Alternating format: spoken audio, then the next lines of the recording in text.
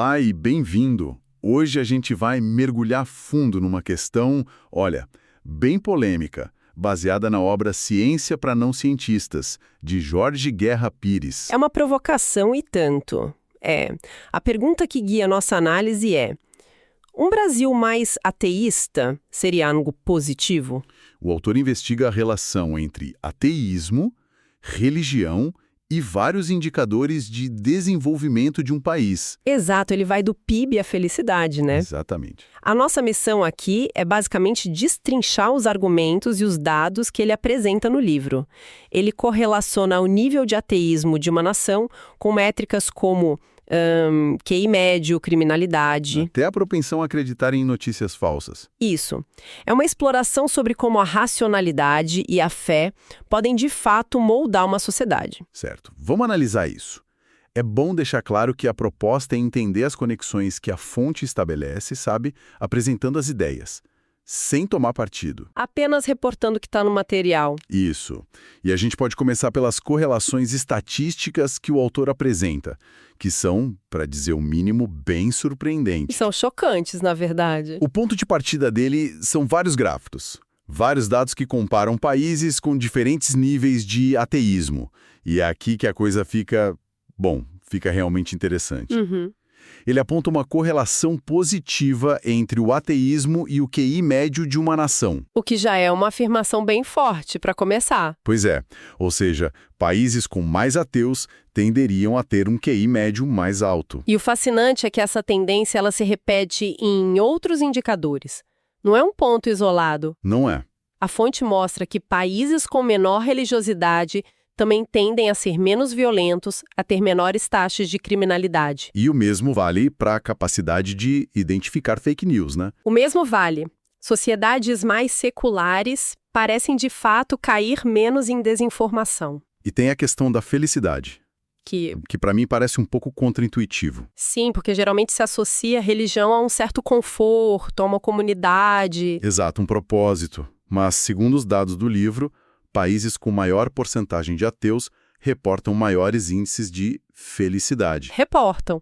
E o autor também conecta isso com uma menor aceitação de hierarquias de poder. Ah, sim, o tal do índice de distanciamento de poder. E isso, que sugere que o ateísmo poderia ser uma espécie de veneno contra o autoritarismo. Essa é uma ideia poderosa. É, mas tem uma exceção notável que o próprio autor destaca e que está no título do artigo: a relação com o Produto Interno Bruto, o PIB. Certo, e aí a história muda. Muda. Nesse caso, a correlação é fraca, mas ela aponta na direção oposta. Quer dizer que países mais ateus teriam um PIB menor. Tenderiam a ter um PIB menor, e o autor até questiona o PIB como medida de bem-estar, né? Sim, ele menciona que o Brasil, com só 1% de ateus declarados, ultrapassou a Itália como a oitava economia mundial na época. Exato. Então, o que explica todas essas outras correlações? Se não é o dinheiro, qual é o fio condutor de tudo isso? O fio condutor, segundo o argumento dele, é o pensamento crítico. Ok. Ele contrasta a abordagem científica que, nas palavras dele, ajusta suas visões com base no que é observado, Certo. com a fé, que ele define citando Tim Minchin como a negação da observação para que a crença possa ser preservada. Nossa, é uma definição bem dura. É bem direta. E isso nos leva àquele conceito de Deus das lacunas, que a fonte explora bastante. Sim, essa ideia é central para o argumento dele, né? Totalmente. A ideia que veio de um evangelista escocês é a tendência de usar Deus para explicar o que a ciência ainda não consegue. Tipo uma resposta pronta. Exato. O autor classifica isso como uma forma de preguiça intelectual que impede a investigação. E ele dá o exemplo das doenças que antes eram atribuídas a Deus. Isso, um castigo divino. E hoje a gente tem a teoria dos germes. A ciência preencheu a lacuna. O livro usa uns exemplos muito específicos e até bem humorados para ilustrar essa tensão. O que me chamou a atenção foi a questão do umbigo de Adão e Eva. Ah, esse é brilhante. É um detalhe tão pequeno, mas ele usa de uma forma muito poderosa. A pergunta é simples. Se eles foram criados diretamente por Deus e não nasceram de uma mãe, por que as pinturas retratam eles com umbigo? que é a cicatriz do cordão umbilical. Exatamente. É uma prova física da nossa origem biológica. O autor usa isso para questionar a literalidade dos textos sagrados e como a fé pode, às vezes, ignorar a lógica mais básica. E ele faz a mesma coisa com a Arca de Noé, só que de uma forma ainda mais detalhada. Sim, ali ele praticamente desmonta a história, se você for ler literalmente. É quase uma auditoria científica da Arca. É. Ele aponta as impossibilidades logísticas, genéticas, geológicas. Como repovoar a Terra com um casal de cada espécie sem um colapso genético, por exemplo. Exato. E de onde veio tanta água para um dilúvio global? Para onde foi depois? A ciência moderna torna essa história, insustentável como fato literal. E trazendo isso tudo para o contexto brasileiro, a obra foca bastante na ascensão do movimento neopentecostal. Sim, e na sua influência política, que o autor descreve como um fundamentalismo. Um fundamentalismo que busca, nas palavras dele, submeter o Estado a grupos evangélicos. É uma análise bem contundente. Ele chega a classificar o bolsonarismo como um movimento religioso disfarçado de político. Uhum. E isso se conecta com a questão da desinformação, das fake news. Claro. A fonte cita pesquisas indicando que grupos religiosos no WhatsApp são grandes propagadores de notícias falsas. Histórias como a mamadeira de piroca ou a sala secreta para fraudar urnas. Coisas que parecem absurdas. Mas que ganham tração. E a explicação do autor é que a confiança cega em líderes religiosos torna os fiéis mais suscetíveis a acreditar no que lhes é dito, mesmo que seja falso.